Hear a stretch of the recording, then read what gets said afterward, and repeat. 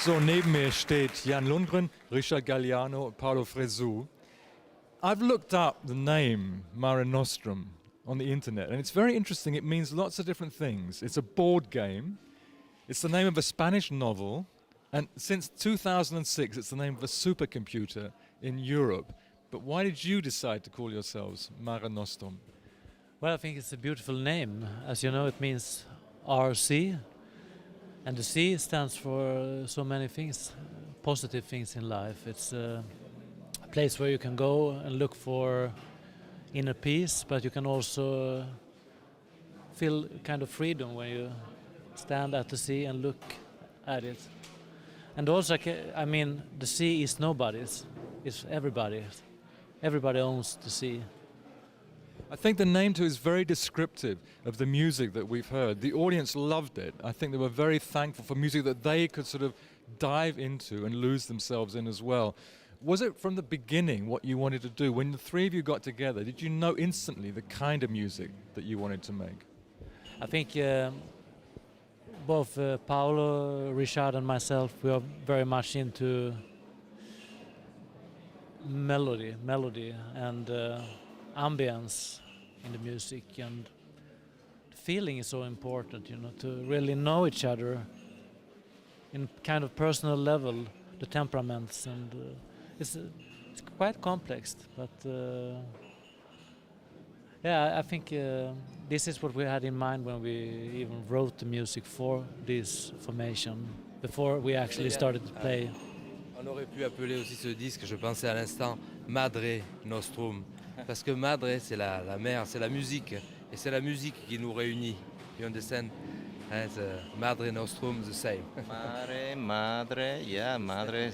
I see what you mean. It's to do with mother and the word for mare in French, and so it's all very similar, so it all fits together. Now you all play, obviously, with different people at different times. How did you actually come to meet and decide to play together? It wasn't that long ago, right, that the band was actually formed, just about 3 or 4 years ago. Maybe Paolo could say something about it? Well, it was, I think that Jan and Richard was together how many years? 4.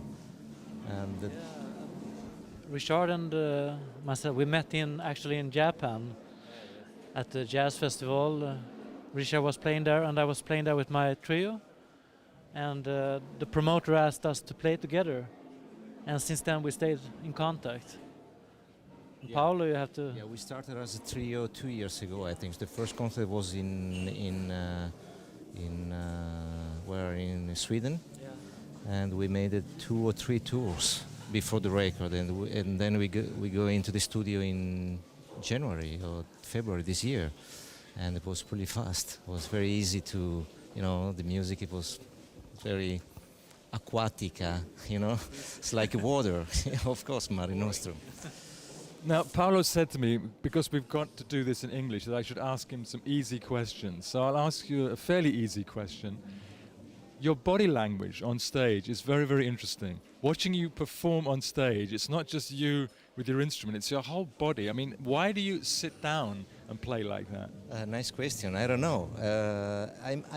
The feel is better with myself. You know, I think that the trumpet is a very physical instrument. You know, so that it's nothing. So if the trumpet is here in the table, it's just it's a beautiful thing.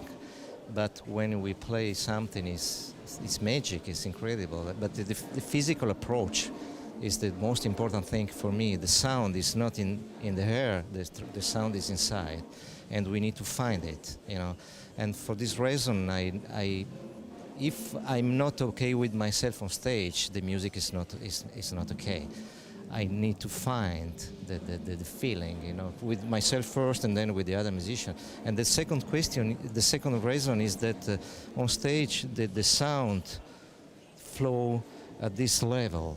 It's not at this level because the piano is here, the drums is here. So you know the frequency of the sound is not at this level. It's here.